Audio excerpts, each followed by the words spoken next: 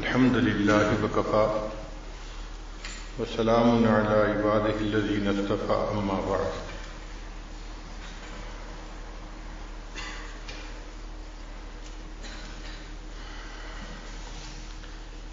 دین اسلام نے نکاح کو عبادت قرار دیا. حدیث مبارکہ میں ہے النکاح نصف الایمان، نکاح آدھا ایمان ہے. اور بعض حدیث میں ہے کہ ایک کوارا آدمی نماز پڑھتا ہے تو اس کو ایک نماز پڑھنے پر ایک نماز کا ثواب ملتا ہے، لیکن جب شادی شدہ ہو جاتا ہے پھر ایک نماز پڑھتا ہے تو اللہ تعالیٰ اس کو 21 نمازوں کا ثواب عطا فرماتے ہیں. اس کی کیا وجہ؟ کہ اب اس کے اوپر حقوق العباد آ گئے. حقوق العباد پورے کرتے ہوئے جب یہ حقوق اللہ کو پورا کرتا ہے اللہ اس کا اجر بڑھا دیتے ہیں. نبی اسلام نے ارشاد فرمایا چند باتیں سنن المرسلین میں سے ہیں، یعنی سب رسولوں نے اس پر عمل کیا. ان میں سے ایک السواک، کہ مسواک کرنا سب رسولوں کی سنت ہے. دوسری بات النکاح، نکاح کرنا یہ سب رسولوں کی سنت ہے. التعطر، تیسرا خوشبو کا استعمال کرنا یہ بھی سب رسولوں کی سنت ہے. کوئی رسول ایسے نہیں گزرے کہ جو صفائی اور پاکیزگی کا خیال نہ رکھتے ہوں. سب عطر استعمال کرتے تھے اور صفائی پاکیزگی کی زندگی گزارتے تھے. تو یہ باتیں سنن المرسلین میں سے ہیں. حضرت علی رضی اللہ عنہ فرماتے ہیں کہ نبی علیہ السلام نے مجھے نصیحت فرمائی کہ علی چند باتوں میں بہت جلدی کرنا. کون سی باتیں؟ فرمایا جب نماز ہو جائے تو ادا کرنے میں جلدی کرنا،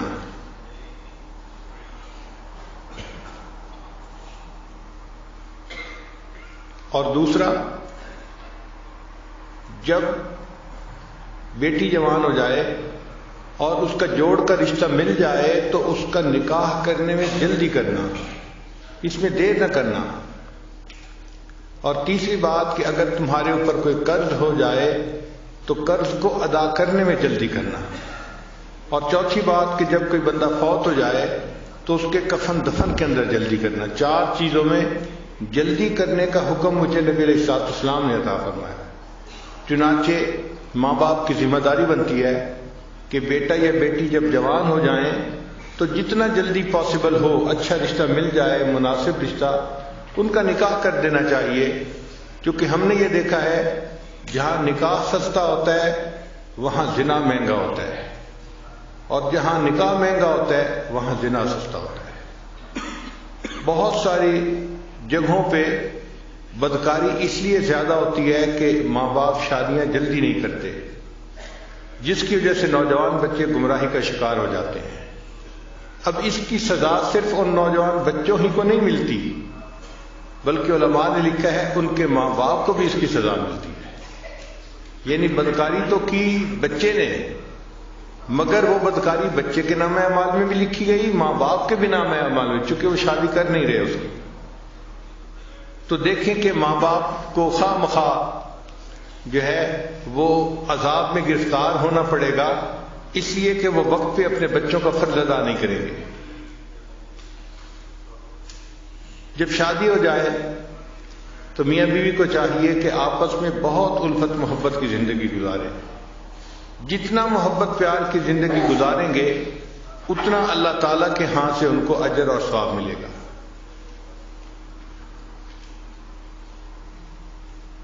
انسان ہے جب مل جل کر رہتے ہیں تو آپس میں ایک دوسرے کے ساتھ کھٹ پٹ ضرور ہو جاتی ہے. کسی کا موڈ کیا ہے، کسی کا موڈ کچھ اور ہے، اور کئی مرتبہ دوسرے کے انڈرسٹینڈ کرنے میں بھی مشکل ہوتی ہے، غلط فہمی ہو جاتی ہے. تو اس وجہ سے آپس میں رنجشیں بھی ہو جاتی ہیں. مگر گھر کے ماحول کو اچھا رکھنا، محبت پیار والا رکھنا یہ مرد کی ذمہ داری ہوتی ہے. مرد کے اندر 4 خوبیاں ہونی چاہیے. سب سے پہلی خوبی کہ وہ رسپانسبل ہو. بعض نوجوان بہت irresponsible ہوتے ہیں، وہ بیوی کی ذمہ داری نہیں لیتے اپنے اوپر.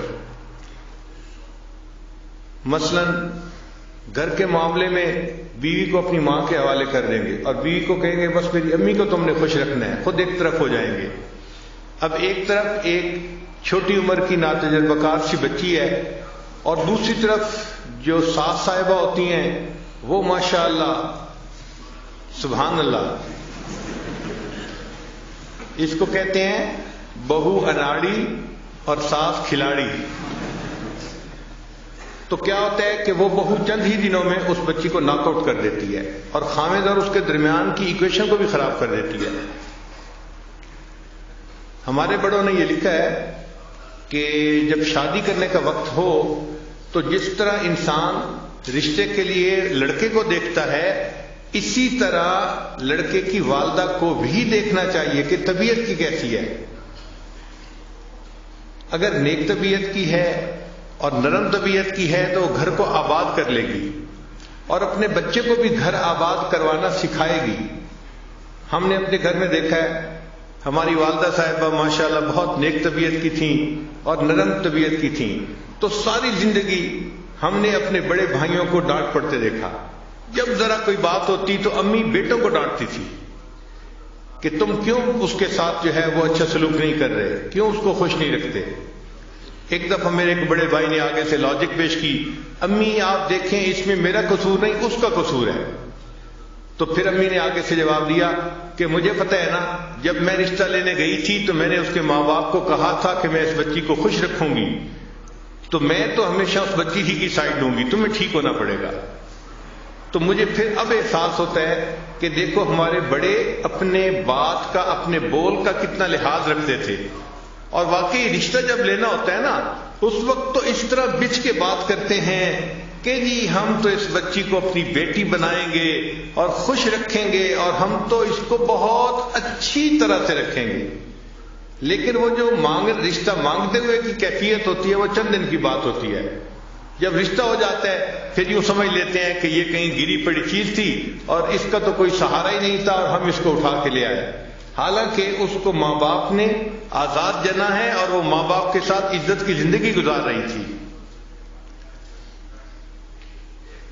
تو گھر کے اندر بیوی کو عزت قدر سے رکھنا یہ خاوند کی ذمہ داری بنتی ہے. اس کو کسی کے حوالے کر دینا یہ غلط بات ہے. ہم نے بعض جگہ پہ دیکھا کہ 4 بھائی ہیں اور چاروں کی بیویوں کا کنٹرول ان کی بڑی بہن کے پاس ہے، یعنی بڑی نند جو ہے نا وہ پورے گھر کو کنٹرول کر رہی ہے.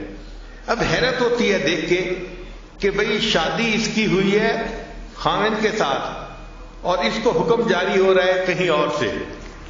حتیٰ کہ اب ان بھائیوں کی بیٹیوں کی شادیاں جب ہوتی ہیں تو ان کے جہیز بھی نند خریدتی ہے. نند نے کہہ دیا یہ لینا ہے تو لینا ہے، نہیں کہہ دیا تو نہیں. جیسے اس کی تو اپنی کوئی مرضی ہے ہی نہیں، حالانکہ اس کی اپنی بیٹی کی شادی ہے مگر نند کے حوالے کر دیا. اب نند راج کر رہی ہے، نہ اس کے سامنے بھائی بول سکتے ہیں نہ اس کے سامنے بھابیاں بول سکتی ہیں. تو اس طرح اپنی بیوی کو ساس کے حوالے کر دینا، نند کے حوالے کر دینا یہ غلط بات ہے. یہ اپنی جگہ بات ٹھیک ہے کہ ساس اور نند کا بڑا احترام ہوتا ہے، مگر ہر چیز کی اپنی ایک لمٹ ہوتی ہے. میاں بیوی کی اپنی زندگی محبت و پیار سے رہے یہ زیادہ ضروری ہے بنسبت اس کے کہ حکم کسی اور کا چلے. اچھا کئی نوجوان ایسے irresponsible ہوتے ہیں کہ گھر کے کاموں میں دلچسپی نہیں لیتے. مثلا بیوی کب سے کہہ رہی ہے وہ واش روم کا جو شاور ہے نا وہ لیک کر رہی ہے اور پورے واش روم میں ہر وقت پانی رہتا ہے تو پلیز اس کو ٹھیک کروا دیں. ایک دفعہ یاد کروایا، دوسری دفعہ کروایا، تیسری دفعہ کروایا، آہو میں بھول گیا تھا مجھے یاد نہیں رہا تھا. یہ جو آپ کہتے ہیں نا میں بھول گیا تھا مجھے یاد نہیں رہا تھا، یہ چھوٹی سی چیز نہیں ہے. اللہ کے ہاں بہت بڑی کوتاہی لکھی جاتی ہے کہ مرد کو گھر کا کام بتایا جائے اور وہ اس کام کو ذمہ داری سے نہ کروا سکے.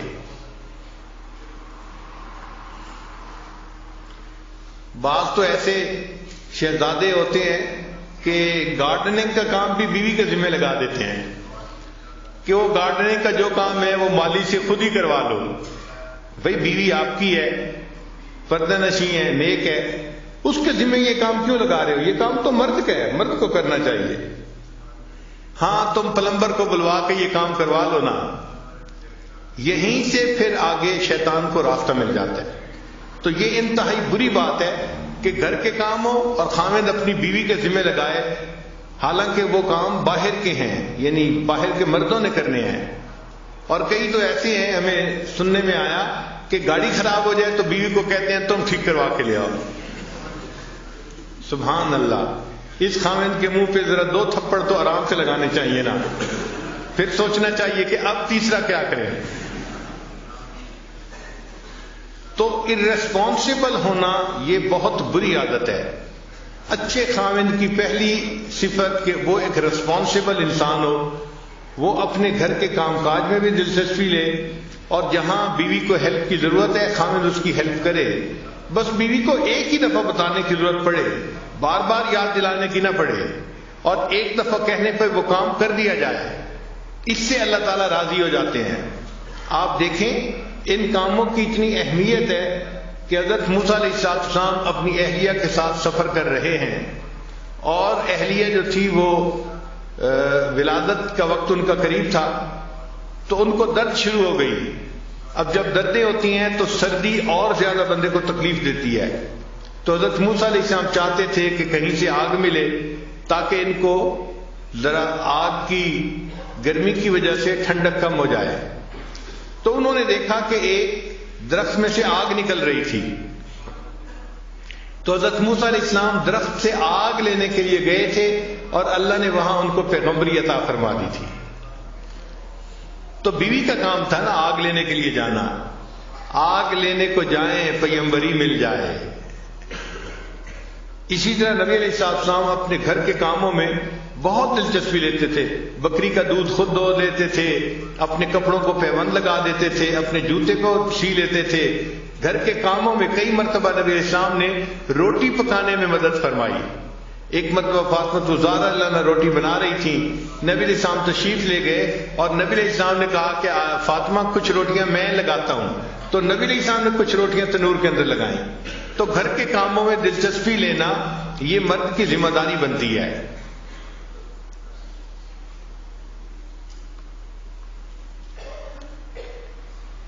تو سب سے پہلے خاوند کے اندر سینس آف ریسپانسبلٹی ہونی چاہیے.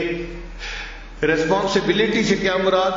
کہ گھر کے کام کاج کو بھی وہ اپنی ذمہ داری سمجھے، پھر گھر کے بچوں کی تربیت کو بھی اپنی ذمہ داری سمجھے. بعض جگہوں پہ ہم نے دیکھا کہ اولاد کو بالکل پوچھتا ہی نہیں باپ، بس ماں کے ذمہ لگا دیا تم ہی ان کو جو ہے نا تربیت دو اور ان کو سکھاؤ. نہیں، مرد کی ذمہ داری ہے.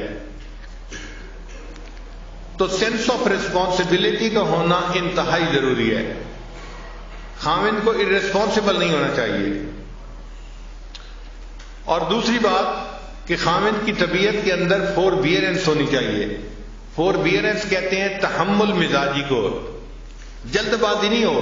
کئی خاوند ایسے ہوتے ہیں ذرا ذرا سی چھوٹی چھوٹی باتوں پہ، نکمی باتوں پہ فوراً غصے میں آ جاتے ہیں، اور پھر خود کہتے بھی ہیں حضرت میں باہر دفتر میں ہوتا ہوں بڑا ٹھیک ہوتا ہوں، دوستوں میں ہوتا ہوں بڑا ٹھیک ہوتا ہوں، پتہ نہیں گھر جاتا ہوں میرے دماغ گرم ہو جاتا ہے، پتہ نہیں دماغ کو گرمی چڑھ جاتی ہے.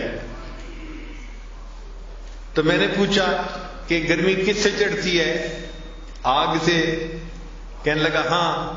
میں نے کہا آپ کو پتہ ہے آگ سے کون بنا ہے؟ شیطان بنا ہے. تو اصل میں یہ شیطانیت ہے جو تمہارے دماغ میں چڑھ جاتی ہے.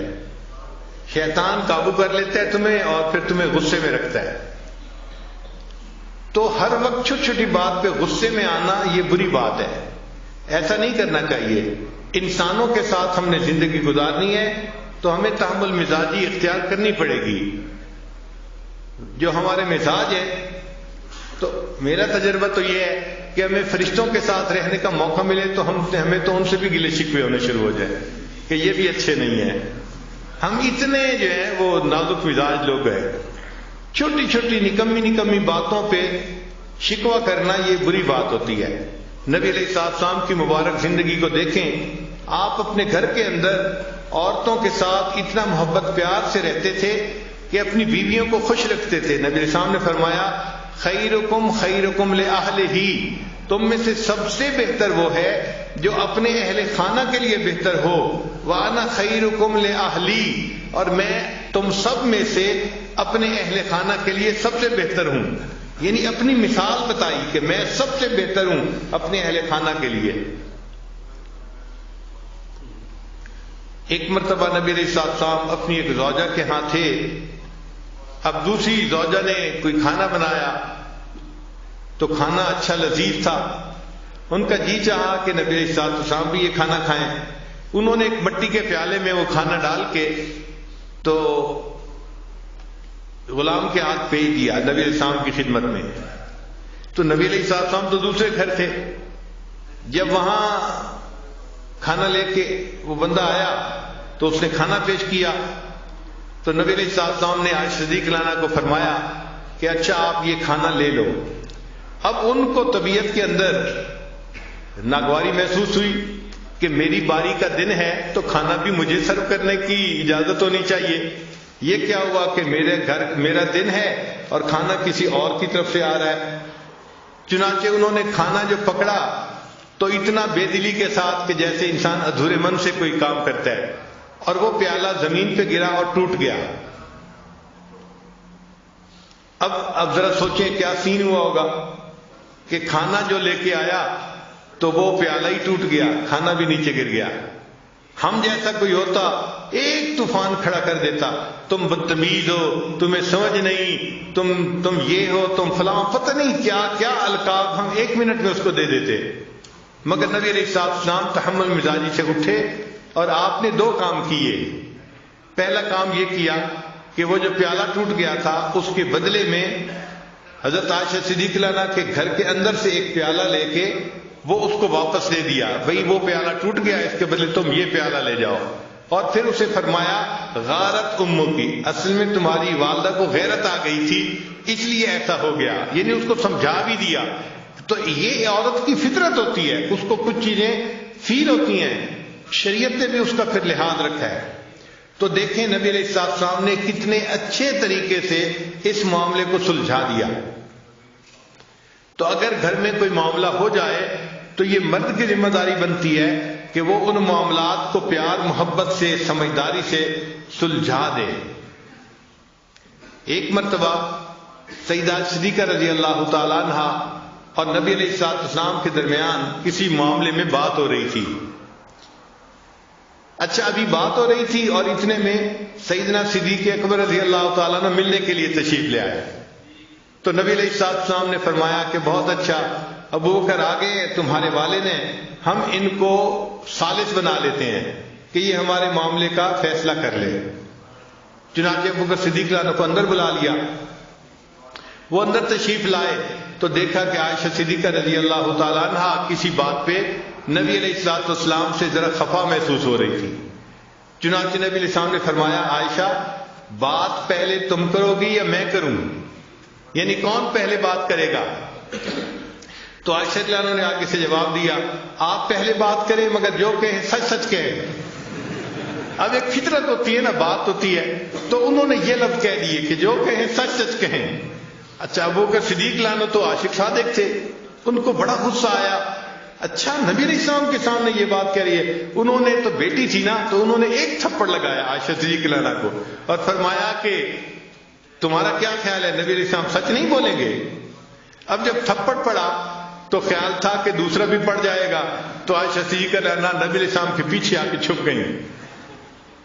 اچھا جب نبی علیہ السلام کے پیچھے آ کے چھپ گئی تو نبی علیہ السلام نے بھی محسوس کیا کہ اس کے والد کو غصہ آ گیا ہے تو ہو سکتا ہے کہ ایک دو اور بھی وہ لگا دے. تو نبی علیہ السلام نے فرمایا ابو بکر ہم نے تو آپ کو ثالث کے طور پہ متعین کیا تھا، یہ تو نہیں کہا تھا کہ آپ مارنا ہی شروع کر دیں. اچھا ایسا ہے کہ آپ تشریف لے جائیں، ہم میاں بیوی آپس کا جھگڑا خود سمیٹ لیں گے. جب یہ فرمایا تو وہ بکر صدیق عنہ تشریف لے آئے. جیسے ہی وہ بکر صدیق عنہ باہر نکلے تو نبی علیہ السلام نے مسکرا کے عائشہ صدیق عنہ کو دیکھا اور فرمایا دیکھا کہ بوڑھے کے دوسرے تھپڑ سے میں نے تجھے بچایا، اگر میں نے بچاتا تو بوڑھے کا دوسرا تھپڑ بھی تمہیں لگ جاتا. تو مقصد یہ ہے کہ گھروں میں اس قسم کی چھوٹی چھوٹی باتیں ہونا ممکن ہے، اس کی توقع رکھیں، یہ ہوگا، ایسا نہیں کہ ہو ہی نہیں سکتا، ہوگا۔ نیک سے نیک گھروں میں بھی مس انڈرسٹینڈنگ ہو جاتی ہیں، الجھنیں ہو جاتی ہیں، مگر ان کو سلجھا لینا یہ عقل مندی ہوتی ہے، ان کو اچھے طریقے سے جو ہے وہ ڈیل کر لینا یہ عقل مندی ہوتی ہے۔ اس کو کہتے ہیں کرائسس مینجمنٹ، اور ہر اچھے خاوند کو کرائسس مینجمنٹ آنی چاہیے، اس کے اندر اتنی سمجھداری ہونی چاہیے کہ اس کرائسس کنڈیشن سے مجھے کیسے نکلنا ہے۔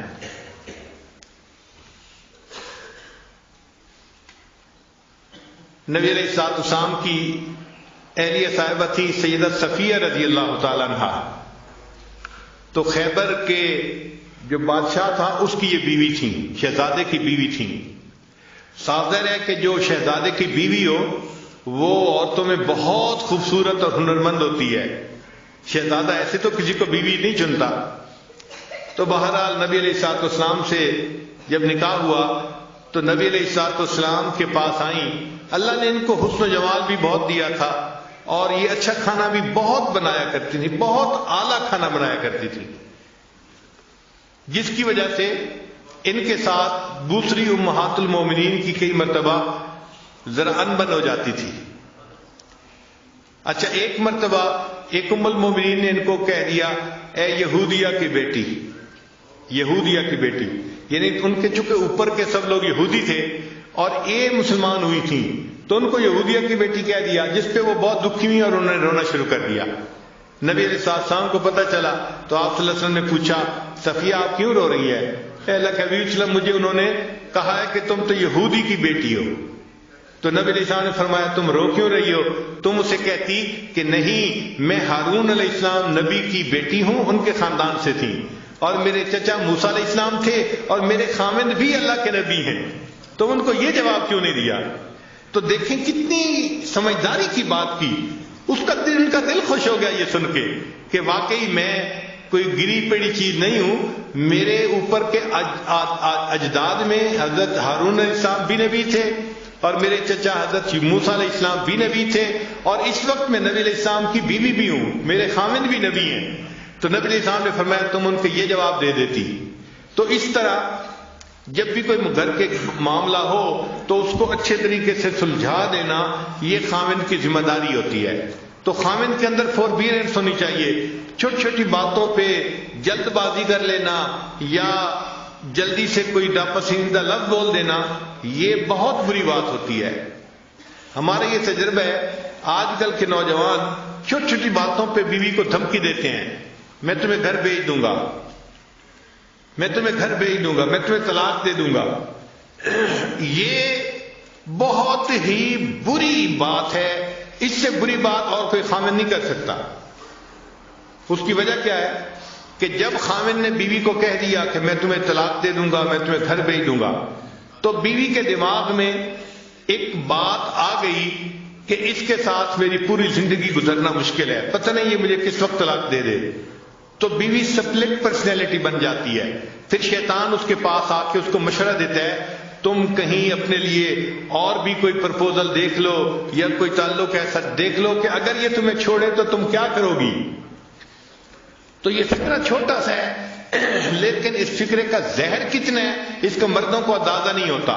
ایک فکرہ بول کے ہمیشہ کے لیے بیوی کو جو ہے وہ یعنی سپلٹ پرسنالٹی بنا دیتے ہیں۔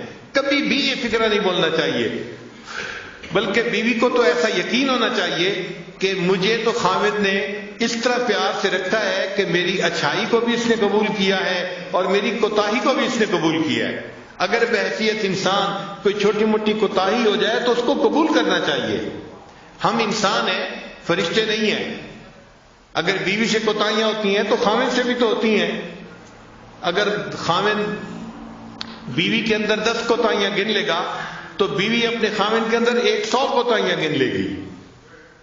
نبی علیہ السلام نے اس کا بہترین حل بتایا، ارشاد فرمایا اگر تمہیں اپنی بیوی کی کوئی بات ناپسندیدہ نظر آئے، اگر تمہیں اپنی بیوی کی کوئی بات ناپسندیدہ نظر آئے تو نبی علیہ السلام نے فرمایا پھر اس کی طرف دیکھو تمہیں اس میں بہت ساری باتیں پسندیدہ بھی نظر آ جائیں گی.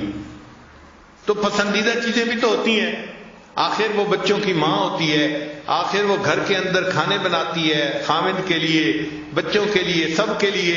گھر کو اس نے اتنا صاف ستھرا رکھا ہوتا ہے, اس پر اس کو جان مارنی پڑتی ہے, محنت کرنی پڑتی ہے. خود بخود یہ کام نہیں ہو جاتے. اگر وہ اتنا سب کچھ کر رہی ہے تو اس کو کریڈٹ بھی ملنا چاہیے. باقی رہ گئی بات کہ بھائی چونکہ اس کی جذباتی سوچ ہوتی ہے تو کئی مرتبہ وہ الٹی سیدھی بات بھی سوچ لیتی ہے, کر جاتی ہے. تو تحمل مزاجی سے کام کرنا چاہیے. چنانچہ ایک صاحب تھے, وہ اپنی بیوی کی زبان سے ذرا تنگ تھے. مرد کا ہاتھ قابو میں نہیں ہوتا, عورت کی زبان قابو میں نہیں ہوتی. تو اس نے سوچا کہ میں امیر المومنین حضرت عمر رضی اللہ عنہ کے پاس جاتا ہوں اور ان سے جا کے پوچھتا ہوں کہ میں اس بیوی کا کیا کروں. تو عمر رضی اللہ عنہ تو بڑے جو ہے وہ دبدبے والے اور ہمت والے ہیں, تو صاف ظاہر ہے وہ مجھے کہیں گے کہ ذرا اس کو سیدھا کر دو, تو میں پھر خوب کٹائی کروں گا اس کی. چنانچہ یہ نیت لے کے کہ مجھے پٹائی کا NOC مل جائے گا اور پھر مسئلہ حل ہو جائے گا, وہ حضرت عمر رضی اللہ عنہ کے پاس آئے. ابھی دروازے کے باہر کھڑے تھے کہ وہ سنا کہ حضرت عمر رضی اللہ عنہ سے ان کی بیوی اونچی اونچی زبان میں بات کر رہی تھی, اونچی آواز میں بات کر رہی تھی. اب وہ صحابی تھوڑی دیر تو سنتے رہے, اور تھوڑی دیر کے بعد پھر وہ کہنے لگے کہ چلتے ہیں. جب یہی اپنی بیوی سے سن رہے ہیں تو میں ان سے کیا پوچھوں گا. اچھا, جب وہ جانے لگے تو عمر رضی اللہ عنہ باہر تشریف لائے. تو عمر رضی اللہ عنہ نے اس سے پوچھا کہ بھائی آپ کیوں جا رہے ہیں. اس نے کہا جی میں ایک بات پوچھنے آیا تھا, لیکن آپ ہی کے ساتھ وہی کچھ بیت رہا ہے جو میرے ساتھ بیتتا ہے, تو میں آپ سے کیا پوچھتا. تو حضرت عمر رضی اللہ عنہ نے اس کو سمجھایا کہ دیکھو یہ میری بیوی ہے, یہ میرے لیے باورچن بھی ہے, میرے لیے درزن بھی ہے, میرے لیے گھر کی بھنگن بھی ہے, میرے بچوں کی ماں بھی ہے. اگر میری خاطر یہ گھر کے اتنے کچھ کر سکتی ہے تو کیا میں اس کی صرف بات کو برداشت نہیں کر سکتا. یہ عمر رضی اللہ عنہ نے اس کو سمجھایا. اس بندے کو بات سمجھ میں آ گئی کہ واقعی ہمیں ان سے تحمل مزاجی کے ساتھ گفتگو کرنی چاہیے. اور ایک کتاب میں لکھا ہے کہ آپ لوگوں کو پتہ ہے کہ بیوی حضرت عمر رضی اللہ عنہ سے کیا بات کر رہی تھی. عجیب سی بات تھی, سن کے حیران ہو جائیں گے. وہ کہہ رہی تھی آپ جو رات کو مدینے میں گشت کرنے کے لیے جاتے ہیں نا, آپ اصل میں مدینے کی عورتوں کو دیکھنے کے لیے جاتے ہیں. اللہ اکبر کبیرہ, اللہ اکبر کبیرہ. یعنی حضرت عمر رضی اللہ عنہ کا مقام دیکھیں کہ جن کو نبی علیہ السلام فرماتے ہیں کہ جس راستے پہ عمر جاتا ہے شیطان اس راستے کو چھوڑ دیتا ہے. جن کی دعائیں نبی علیہ السلام نے مانگی, جو اسلام کے لیے مؤید اور مددگار بن کے آئے, اور جو خلیفہ راشد تھے, ان کے بارے میں بیوی کی سوچ دیکھو, الگ سوچ ہے نا ذرا. تو وہ کہنے لگی کہ آپ تو رات کو پہرا جو دیتے ہیں نا مدینے میں جا کے, تو اس لیے دینے جاتے ہیں کہ آپ چاہتے ہیں کہ میں مدینے کی عورتوں کو جا کے دیکھوں. تو عورتیں ہیں بیچاری ناقصات العقل, اس لیے ان کو کہا گیا. تو وہ اس قسم کی باتیں سوچ لیتی ہیں, ذہن میں رکھ لیتی ہیں, اور کئی مرتبہ الٹی سیدھی بات کر مارتی ہیں. تو ان سے تحمل مزاجی ہی سے پیش آنا چاہیے. نبی علیہ السلام نے یہی بات سکھائی.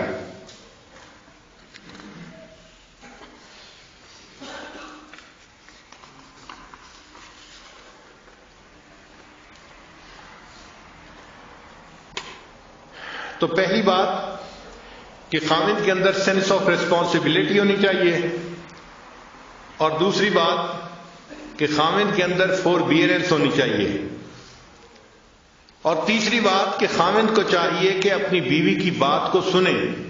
یہ ایک ایسی غلطی ہے جو آج کے زمانے میں بہت سارے لوگ کرتے ہیں. فرصت ہی نہیں ہوتی بیوی سے بات سننے کی. حالانکہ اللہ تعالیٰ نے بیوی کی وائرنگ ہی ایسی کی ہے کہ جب خاوند شام کو گھر آتا ہے تو وہ اپنے گھر کی ساری کارگزاری سنائے بغیر نہیں رہ سکتی. وہ بات اس کے منہ سے نکلنی ہی ہوتی ہے. لیکن خاوند اگر اس کی بات نہیں سنتا تو پھر اس کا نقصان ہوتا ہے. اس نے بات تو کرنی ہے, وہ پھر یا اپنی کسی کلاس فیلو سے کرے گی, یا بہن سے کرے گی, یا اپنی والدہ سے کرے گی. اور جب وہ کسی تیسرے سے بات کرے گی تو ان کے مشورے ضروری نہیں کہ کوئی بہت مناسب ہوں اور جچے تلے ہوں، وہ الٹے سیدھے مشورے بھی ہو سکتے ہیں۔ ہمارے حضرت رحمۃ اللہ فرمایا کرتے تھے کہ میاں بیوی آپس میں ایک دوسرے کی وجہ سے کبھی نہیں جھگڑتے، ہمیشہ تیسرے کی وجہ سے جھگڑے ہوتے ہیں۔ اور واقعی ہم نے دیکھا ہے کہ جھگڑے کی بنیاد ہمیشہ کوئی نہ کوئی تیسرا ہوتا ہے، چاہے وہ لڑکی کی ماں ہو، لڑکی کی بہنیں ہوں، یا لڑکے کی والدہ ہو، لڑکے کی بہنیں ہوں، کوئی نہ کوئی تیسرا ہوتا ہے جو میاں بیوی کی ایکویشن خراب ہونے کا ذریعہ بنتا ہے۔ تو اس لیے خاوند کی یہ ذمہ داری ہے کہ جب وہ باہر سے آئے تو وہ 15-20 منٹ اپنی بیوی کے پاس بیٹھے اور اس سے اس کی بات چیت سنے جو وہ کہنا چاہتی ہے۔ اچھا، یہ ضروری نہیں کہ اس بات چیت کا جواب بھی فوراً دیں، بیوی کو جواب نہیں فوراً چاہیے ہوتا، صرف بیوی نے کارگزاری سنانی ہوتی ہے۔ بس آپ توجہ کے ساتھ اس کی بات کو سنیں، اس کے ساتھ آئی کنٹیکٹ رکھیں تاکہ وہ فیل کریں کہ بڑی توجہ سے میری بات سنی جا رہی ہے۔ جب وہ بات کر لے گی نا تو وہ بڑی مطمئن ہو جائے گی۔ تو لسن ٹو یور وائف، یہ خاوند کی ذمہ داری بنتی ہے۔ پھر ایک صفت اور کہ گھر کے ماحول کو نیکی پر رکھنا، یہ خاوند کی ذمہ داری ہوتی ہے۔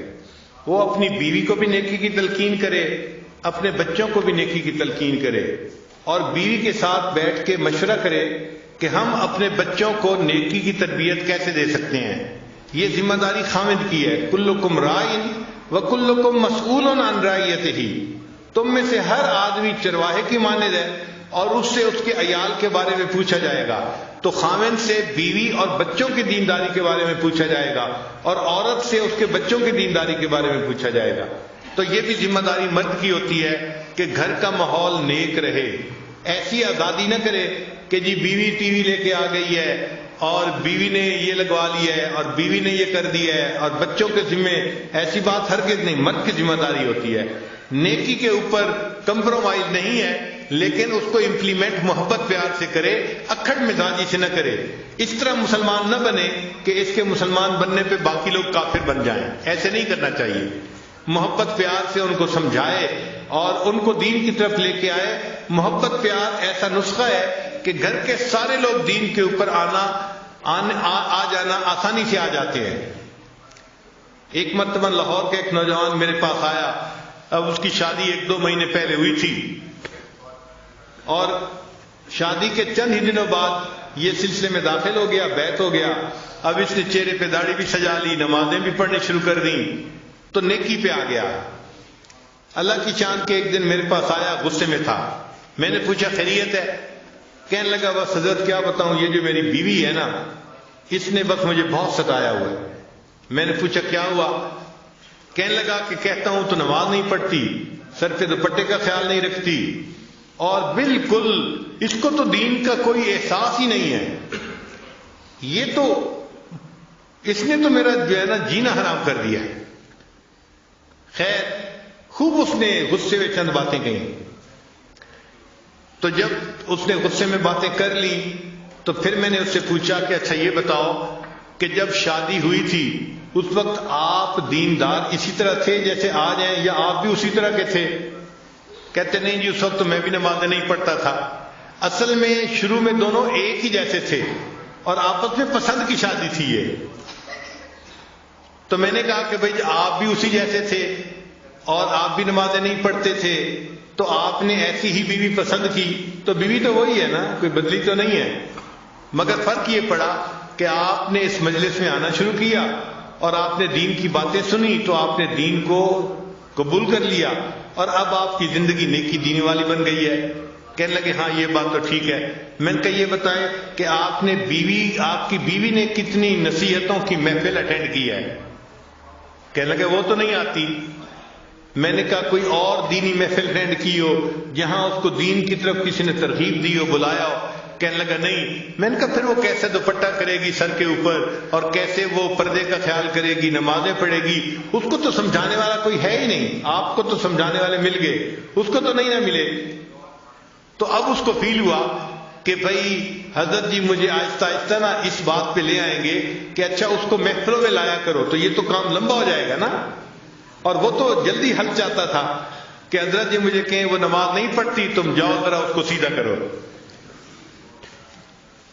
خیر جب میں نے دیکھا کہ بھائی یہ خاموش تو ہو گیا ہے لیکن اس کے دل سے ابھی غصہ ختم نہیں ہوا، تو پھر میں نے اس سے بات کی۔ میں نے کہا دیکھیں آپ ہر سنت پہ عمل کرنے لگ گئے ہیں نا؟ کہنے لگا جی میری کوشش ہوتی ہے ہر بڑی اور ہر چھوٹی سنت کے اوپر عمل کروں، میری پوری زندگی سنت کے مطابق ہو جائے، اور آپ بھی یہی تلقین کرتے ہیں۔ میں نے کہا اچھا میں آج آپ کو ایک سنت بتاتا ہوں، آپ اس کے اوپر عمل کریں۔ کہنے لگا جی۔ میں نے کہا آپ واپس جاتے ہوئے کسی دکان سے مٹھائی کا ڈبہ ساتھ لے جائیں، اور جب گھر جائیں تو دسترخوان پہ جب ڈبہ رکھا جائے تو اس میں سے مٹھائی کا ایک پیس اٹھا کے اپنی بیوی کے منہ میں ڈالنا۔ جب میں نے کہا تو مجھ سے پوچھا جی؟ میں نے کہا بھائی میں فارسی نہیں بول رہا، میں آپ کی زبان میں ہی آپ سے گفتگو کر رہا ہوں کہ آپ ایک مٹھائی کا ڈبہ لے کے جائیں اور بیوی کو ہدیہ دیں، اور جب دسترخوان پہ وہ ڈبہ رکھا جائے تو اس میں سے ایک پیس اٹھا کے تو اپنی بیوی کو مٹھائی کھلائیں۔ جب میں نے کلیئر لفظوں میں پھر کہا پھر اس کو بات سمجھ میں آئی۔ کہنے لگا جی بہت اچھا۔ خیر وہ بندہ چلا گیا۔ اللہ کی شان کے چند دنوں کے بعد وہ آیا اور اس کی آنکھوں سے آنسو تھمتے نہیں تھے۔ میں نے پوچھا کیا ہوا؟ کہنے لگا حضرت خوشی کے آنسو ہیں۔ میں نے پوچھا کس خوشی کے؟ کہنے لگا کہ میں جاتے ہوئے مٹھائی کا ڈبہ لے کے گیا اور گھر والوں نے پوچھا بیوی نے کہ یہ کیا لائے؟ تو میں نے کہا میں آپ کے لیے گفٹ لے کے آیا ہوں۔ تو بڑی حیران ہوئی، اچھا آپ میرے لیے گفٹ لے کے آئے ہیں؟ میں نے کہا ہاں۔ تھوڑی دیر کے بعد پھر کھانے کا وقت آیا تو کھانے کے دسترخوان پر کھانا لگ گیا اور وہ مٹھائی کا ڈبہ بھی وہیں تھا۔ کہنے لگے میں نے آپ کی جو ہے وہ نصیحت کے مطابق مٹھائی کا ایک پیس اٹھایا اور ایک گلاب جامن میں نے اپنی بیوی کے طرف کیا، تو وہ میری طرف دیکھنے لگی کہ کیا مطلب ہے؟ میں نے کہا کہ یہ میں تمہیں خود اپنے ہاتھوں سے کھلانا چاہتا ہوں۔ کہنے لگے وہ حیران۔ خیر اس نے وہ گلاب جامن تو کھا لیا، پھر اس کے بعد تھوڑی دیر وہ سر جھکا کے بیٹھی رہی، کچھ سوچتی رہی۔ پھر مجھے کہنے لگی آپ نے آج ایسا کیوں کیا ہے؟ پہلے تو کبھی نہیں کیا۔ تو کہنے لگا کہ میں نے اسے کہا کہ نبی حضرت نے مجھے بتایا کہ یہ نبی علیہ الصلوۃ والسلام کی سنت ہے، میں نے اس سنت کے اوپر عمل کیا ہے۔ کہنے لگا جب میں نے یہ بات بتائی اس میری بیوی کی آنکھوں میں سے آنسو ٹپک پڑے اور وہ کہنے لگی اچھا یہ نبی علیہ السلام کی سنت تھی؟ میں نے کہا ہاں۔ تو کہنے لگی اچھا کیا میں بھی اور سنتوں پہ عمل کر سکتی ہوں؟ تو میں نے کہا ہاں کر سکتی ہو۔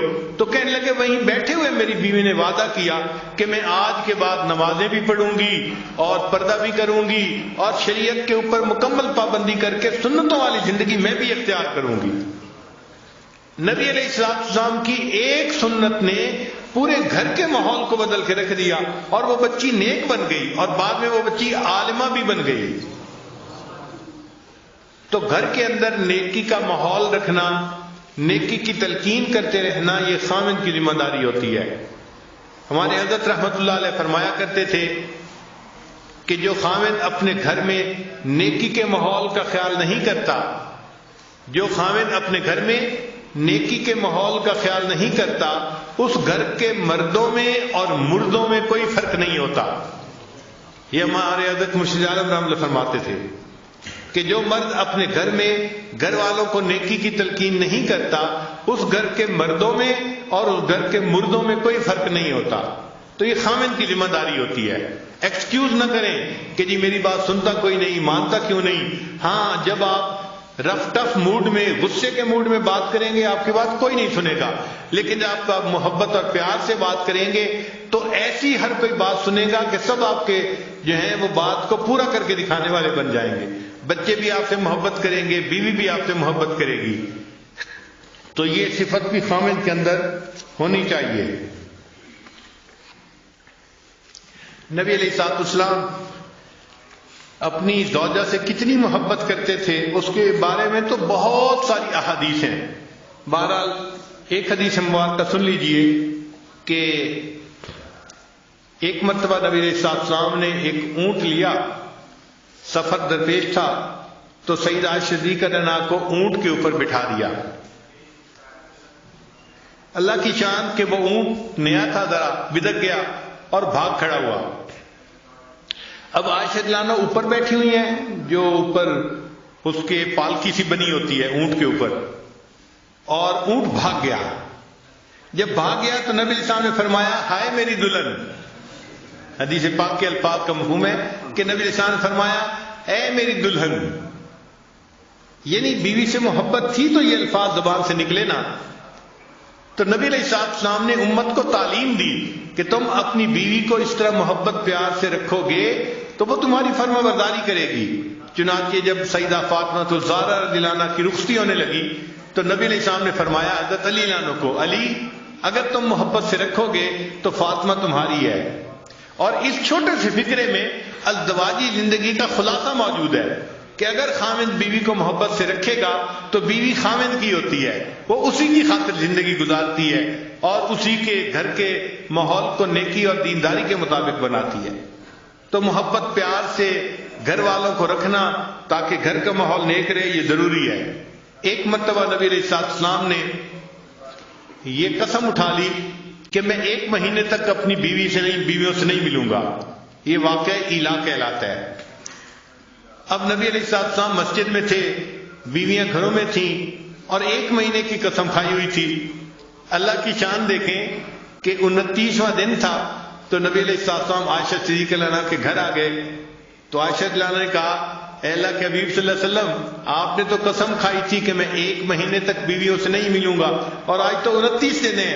تو نبی علیہ السلام نے فرمایا عائشہ کبھی کبھی مہینہ 29 کا بھی ہوا کرتا ہے۔ تو یہ بیوی کی محبت تھی نا کہ 30 دن کے بعد آنے کی بجائے 29 دن کے بعد آپ گھر تشریف لائے، اور پھر آپ نے کہا کہ عائشہ کبھی کبھی مہینہ 29 کا بھی ہوا کرتا ہے۔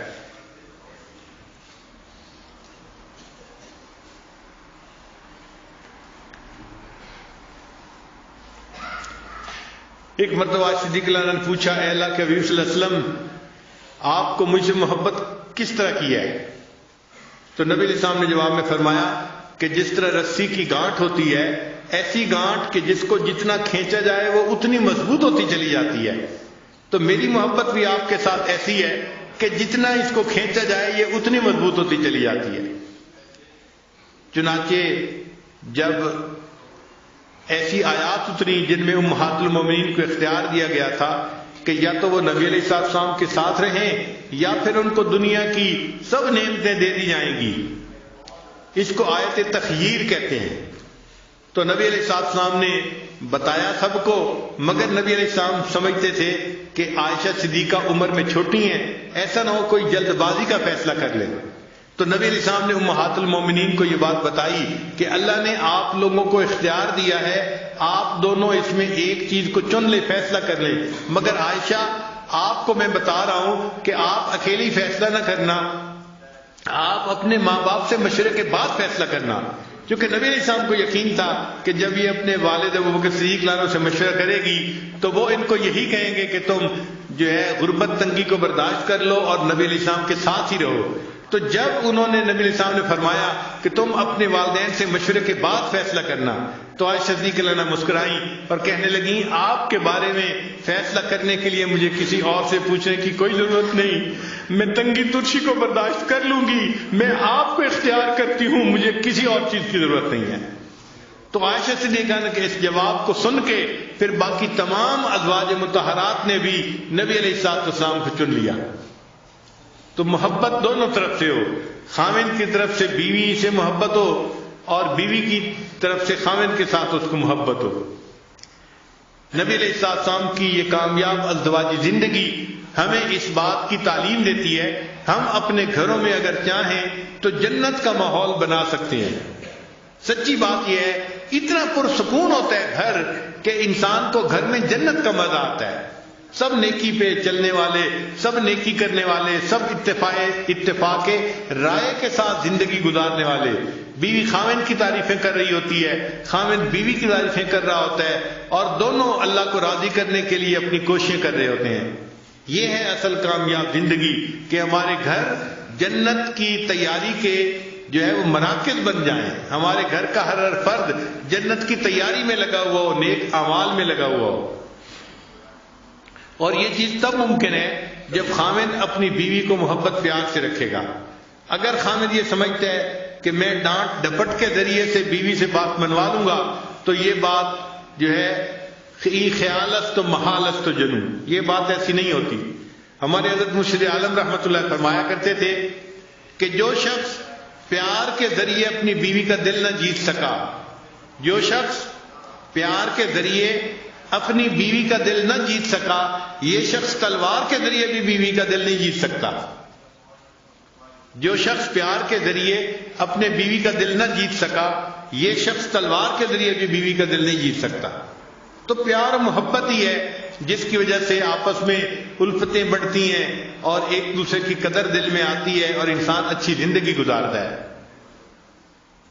چنانچہ ہم ازدواجی زندگی کے بارے میں ریسرچ ڈھونڈ رہے تھے تو ہم نے سینکڑوں کتابیں دیکھی اور سینکڑوں ریسرچ پیپر دیکھے، اور ایک ریسرچ پیپر کے اندر عجیب ریسرچ دیکھی.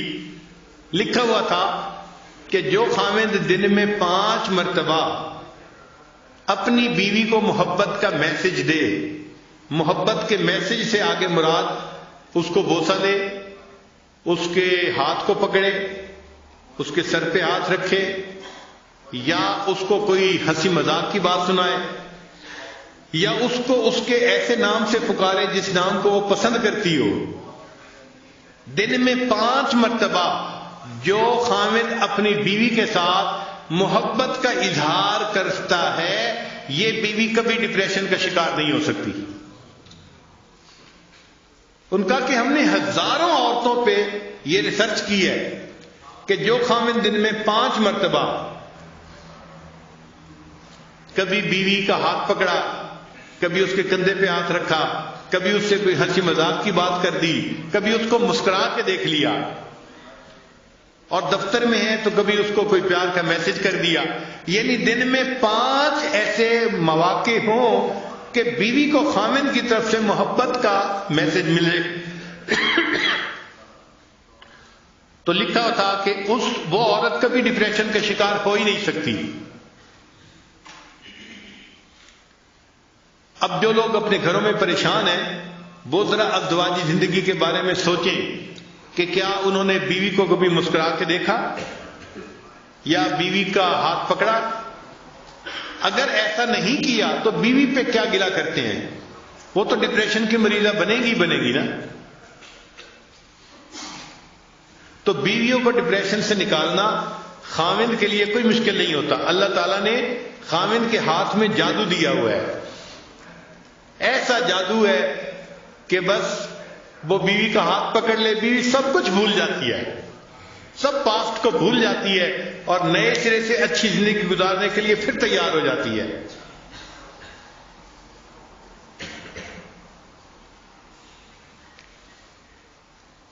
بیوی کو منانے کے لیے نہ تعویذوں کی ضرورت ہے نہ کچھ عملیات کی ضرورت ہے. بیوی کو خوش رکھنے کے لیے صرف پیار کی ضرورت ہے، محبت کی ضرورت ہے. محبت سے بات کریں، نرمی سے بات کریں اور بیوی کو رسپیکٹ دیں. جس عورت کو محبت بھی ملتی ہے، رسپیکٹ بھی ملتی ہے، وہ اپنے خاوند کی خاطر قربان ہونے کے لیے تیار. وہ تنگی ترشی بھی برداشت کر لیتی ہے اور فاقہ بھی برداشت کر لیتی ہے اور اسی خاوند کے ساتھ رہتی ہے. اس کو معمولی کپڑے پہننے کو ملتے ہیں، نئے نئے کپڑے نہیں ملتے تو اس کو اس کی کوئی پرواہ نہیں ہوتی. وہ غربت میں زندگی گزار لیتی ہے لیکن اس کو محبت پیار چاہیے ہوتا ہے. تو کامیاب ازدواجی زندگی گزارنے کا جو بہترین اصول ہے وہ ہے کہ بیوی کے ساتھ محبت پیار کا تعلق رکھا جائے، بیوی کو رسپیکٹ دی جائے، عزت دی جائے، بچوں کی نظر میں بیوی کی عزت بنائی جائے کیونکہ اس نے ان کی تربیت کرنی ہے، ان کی ماں ہے وہ. جس عورت کو عزت ملے گی اور محبت ملے گی، اب یہ عورت اپنے خاوند سے کبھی دور ہونا پسند نہیں کرے گی.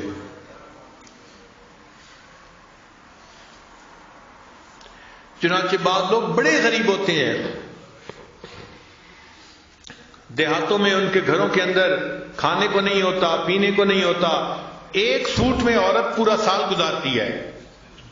یعنی ایک جوڑا بنایا اور اسی ایک جوڑے میں وہ بیچاری پورا سال گزارتی ہے. سردیوں کا سوٹ گرمیوں میں بھی پہنتی ہے اور گرمیوں کے کپڑوں میں سردیوں میں گزارا کرتی ہے، مگر اپنے خاوند کے ساتھ وہ خوش ہوتی ہے، اس لیے کہ اس کو عزت ملتی ہے اور اس کو خاوند کی طرف سے محبت ملتی ہے۔ چنانچہ ایک میاں بیوی بہت غریب تھے، خاوند بیچارہ مزدوری کرتا تھا اور گھر کا خرچہ چلاتا تھا، مگر میاں بیوی آپس میں محبت بہت تھی۔ چنانچہ جب شادی کا دن آتا، جس کو اینیورسری کہتے ہیں شادی کی، تو شادی کے دن دونوں ایک دوسرے کو کوئی نہ کوئی چھوٹا موٹا گفٹ پیش کیا کرتے تھے۔ بیوی خاوند کو دیتی تھی اور خاوند بیوی کو دیتا تھا۔ اب ایک ایسا وقت آیا کہ خاوند کے پاس خرچ کرنے کو کچھ نہیں تھا اور بیوی کے پاس بھی کچھ بچت نہیں تھی، مگر شادی کی اینیورسری کا دن قریب تھا، تو میاں بیوی دونوں کے دل میں چاہت تھی کہ ہم ایک دوسرے کو گفٹ پیش کریں۔ اللہ کی شان کہ بیوی کہیں جا رہی تھی تو اس نے ایک دکان دیکھی کہ جس دکان پر یہ وگز نہیں بنتی،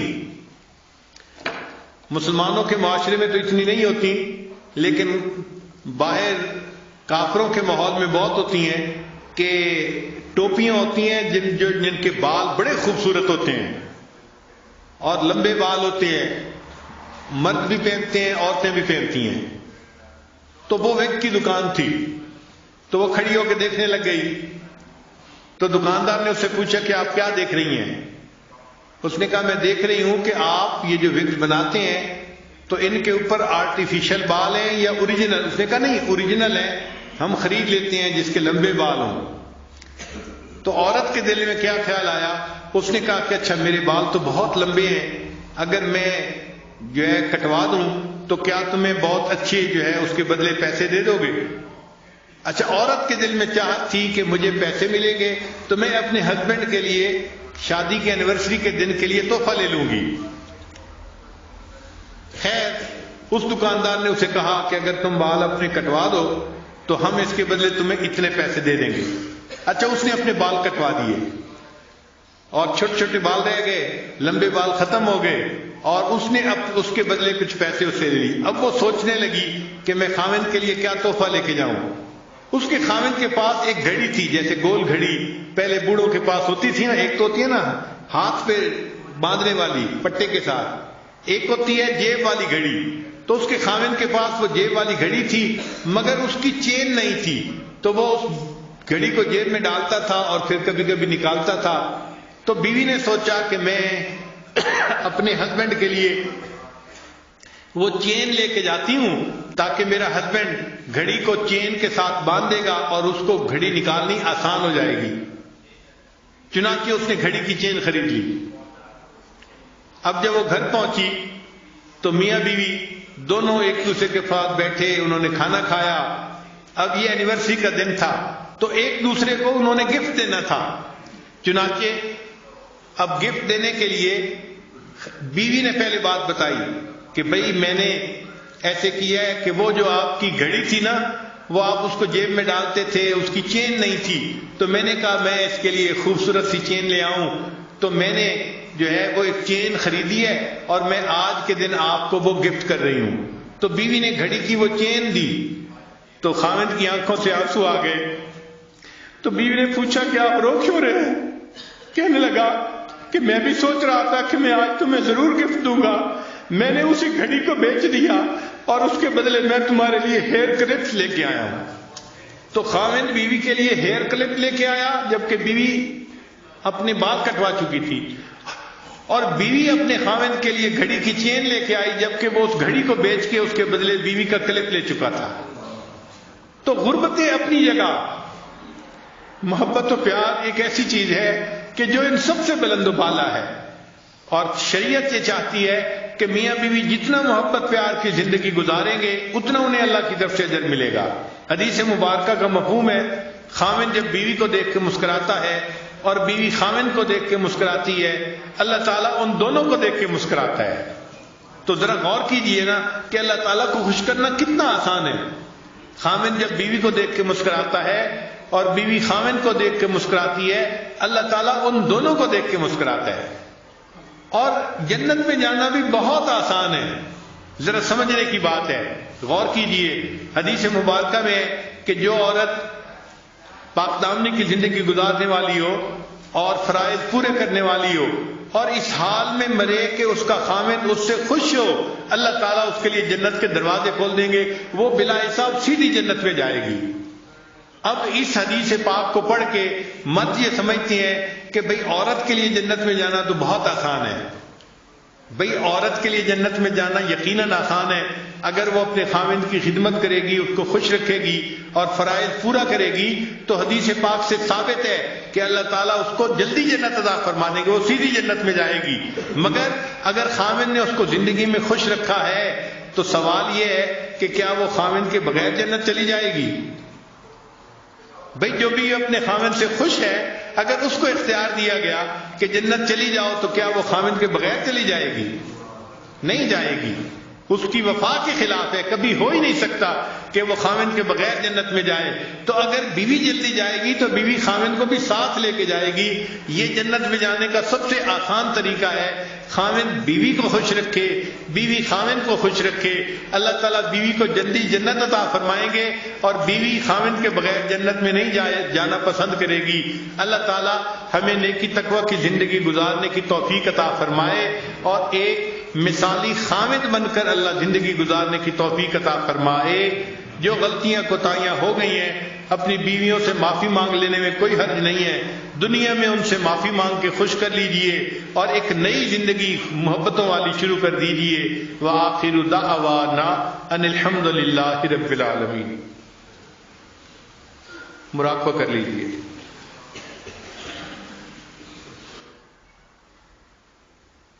لا الہ الا اللہ محمد رسول اللہ۔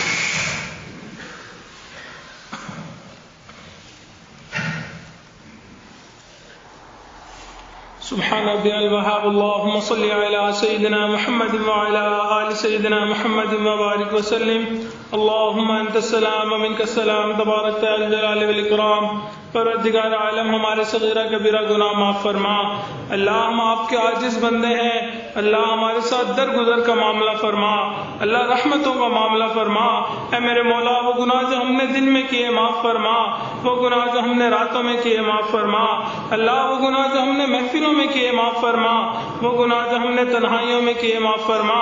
اے میرے مولا وہ گناہ جو ہم نے ارادوں سے کیے معاف فرما، اللہ وہ گناہ جو ہم نے بنا ارادے کیے معاف فرما۔ اے میرے مولا وہ گناہ جو ہمیں یاد ہیں وہ بھی معاف فرما، وہ گناہ جو ہم کر کے بھول گئے وہ بھی معاف فرما۔ پروردگار عالم حقوق اللہ اور حقوق العباد پورا کرنے کی توفیق عطا فرما۔ اللہ جیسے حضرت تعلیم دے رہے ہیں، اللہ بتا رہے ہیں، اے میرے مولا یقیناً ہم نے زندگی ایسی نہیں گزاری، اللہ ہمیں ان باتوں پہ عمل کرنے کی توفیق عطا فرما۔ اللہ ایک اچھا بھائی بن کے رہنے کی توفیق عطا فرما، اچھا خامن بن کے رہنے کی توفیق عطا فرما، اللہ اچھا والد بن کے رہنے کی توفیق عطا فرما۔ اے میرے مولا اچھا بیٹا بن کے رہنے کی توفیق عطا فرما۔ پروردگار عالم گھروں میں الفت محبت پیدا فرما، اللہ ایک دوسرے کے حقوق پورا کرنے کی توفیق عطا فرما۔ اللہ ہمارے گھروں کو جنت کا نمونہ بنا۔ اے میرے مولا بڑی دور سے آئے ہیں، بڑی دیر سے آئے ہیں، اللہ بڑی امیدیں لے کے آئے ہیں۔ اے میرے مولا اب تو رمضان المبارک کے بھی آخری ایام ہے، اللہ آج کی رات میں ہماری بخشش فرما، اللہ جہنم سے آزاد فرما، اللہ آج ہمیں جہنم سے خلاصی عطا فرما۔ اے میرے مولا آپ 7 ماہوں سے زیادہ کریم ہیں، اللہ آپ 70 ماہوں سے زیادہ رحیم ہیں۔ اللہ ہم نے اس دنیا میں دیکھا کوئی ماں اپنے بچے کو آگ میں ڈالنا پسند نہیں کرتی، اللہ آپ تو سب رحیموں سے زیادہ رحیم ہیں، اللہ آپ اپنے بندوں کو جہنم میں کیسے ڈالیں گے؟ اللہ آج کے دن میں مغفرت فرما، اللہ جہنم سے آزاد فرما۔ اے میرے مولا ہمیں آج رحمت کے عطا فرما۔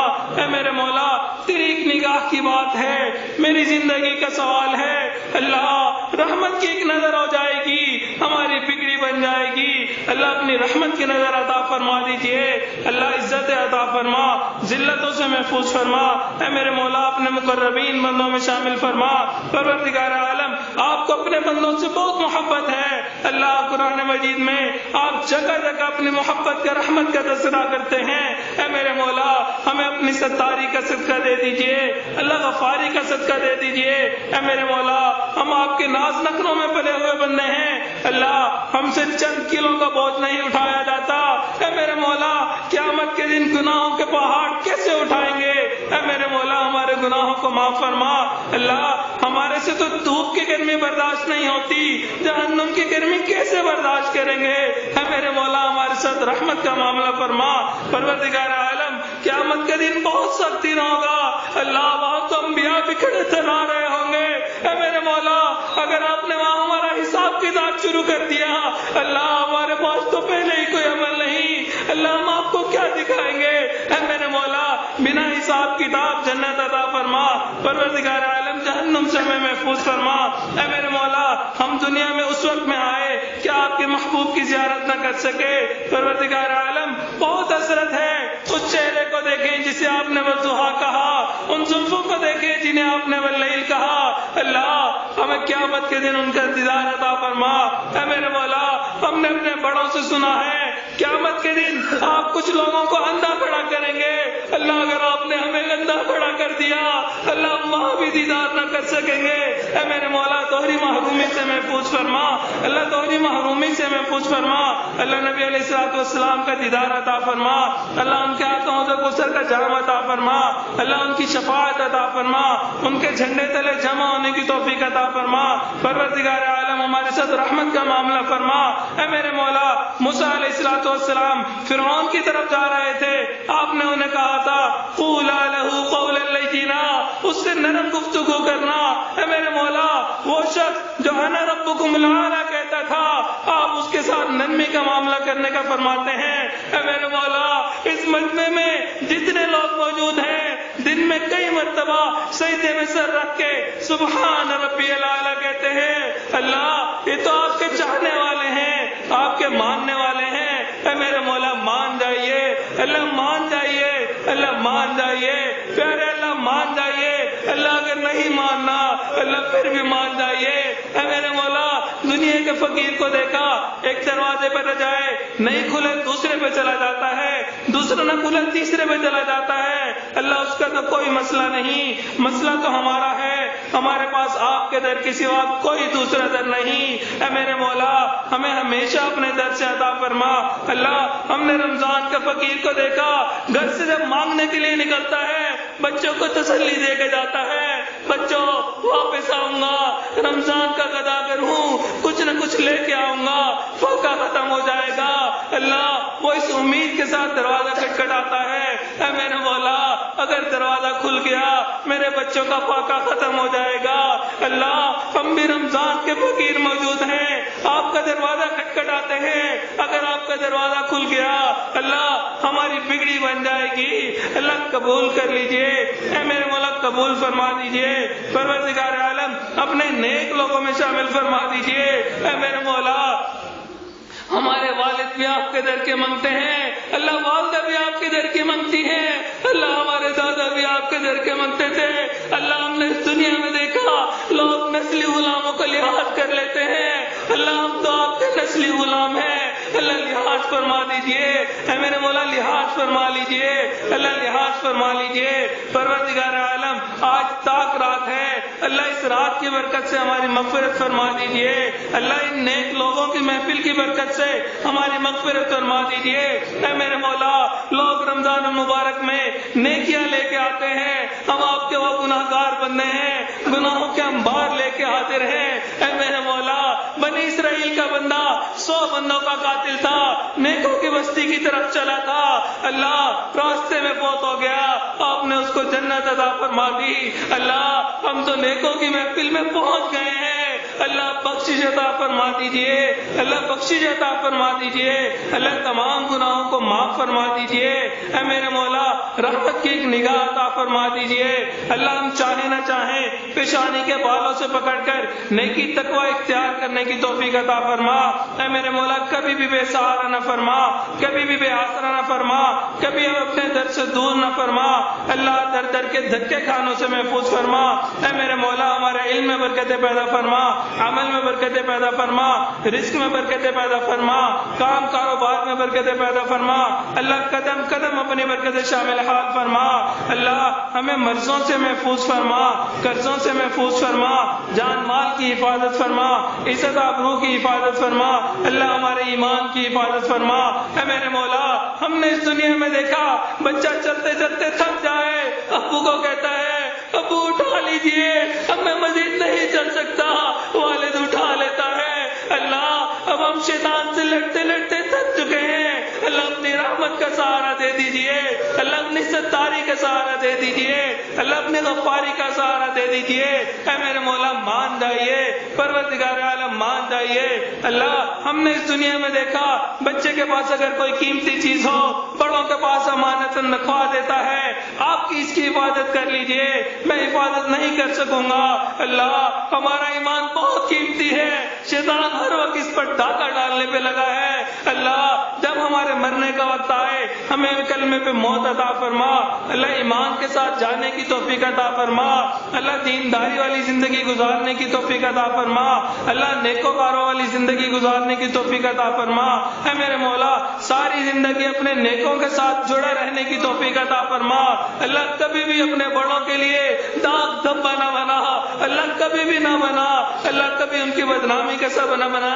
پروردگار عالم قبولیت والی زندگی عطا فرما، اللہ ساری زندگی نیکی تقوی اختیار کرنے کی توفیق عطا فرما، اللہ تمام لوگوں کے گھرانوں کو نیکی تقوی والا بنا، اللہ جنت کا نمونہ بنا۔ اے میرے مولا سنتوں پہ عمل کرنے کی توفیق عطا فرما، مکروہات شرعیہ کو مکروہات طبیعہ بنا۔ پروردگار عالم جو مانگا وہ بھی عطا فرما، جو مانگنا چاہیے تھا نہیں مانگ سکے وہ بھی عطا فرما۔ اللہ دور بیٹھی عورتیں جو ان دعاؤں پہ آمین کہہ رہی ہیں، اللہ ان کی بھی نیک حاجات کو پورا فرما۔ اے میرے مولا عورت ایک کمزور ہوتی ہے، اللہ وہ اپنے دل کا غم کسی کو بیان نہیں کر سکتی، اللہ وہ آپ کے سامنے ہاتھ پھیلائے بیٹھی ہیں۔ اے میرے مولا ان کی جولیوں کو بھرپور فرما، دلوں کی نیک تمناؤں کو پورا فرما، نیک حاجات کو پورا فرما۔ پروردگار عالم ہمیں مانگنا نہیں آتا، مانگنے کا طریقہ عطا فرما۔ اے میرے مولا جو مانگا وہ بھی عطا فرما، جو مانگنا چاہیے تھا نہیں مانگ سکے وہ بھی عطا فرما۔ پروردگار عالم نبی علیہ الصلوۃ والسلام جو خیر مانگی وہ عطا فرما، جن چیزوں سے پناہ مانگی ہمیں بھی پناہ عطا فرما۔ پروردگار عالم حضرت جی کی زندگی میں برکت عطا فرما، اللہ ان کی صحت میں برکت عطا فرما، اللہ ہمیں ان کی قدر دانی کی توفیق عطا فرما۔ اے میرے مولا ہمیں بے قدرہ ہونے سے محفوظ فرما، اللہ ہمیں بے قدرہ ہونے سے محفوظ فرما، اللہ ہماری طرف سے ہمارے حضرت کو بہترین اجر و بدلہ عطا فرما۔ پروردگار عالم ہمارے نبی علیہ الصلوۃ والسلام کو جتنے لوگوں کی طرف سے بہترین اجر و بدلہ گیا، اللہ اس سے بھی بہترین اجر و بدلہ ہماری طرف سے عطا فرما، اللہ ہمیں اپنے مقربین بندوں میں شامل فرما۔ اے میرے مولا ہمارے عزیز اقارب مشائخ رشتہ دار جو اس دنیا سے فوت ہو گئے ان کی مغفرت فرما، جن کی آپ نے مغفرت کر دی قرب کے اعلیٰ ترین درجات عطا فرما۔ ربنا ظلمنا انفسنا وان لم تغفر لنا وترحمنا لنكونن من الخاسرين ربنا تقبل منا انك انت السميع العليم تب علينا انك انت التواب الرحيم صلى الله تعالى على حبيبه سيدنا محمد وآله واصحابه اجمعين برحمتك يا ارحم الراحمين۔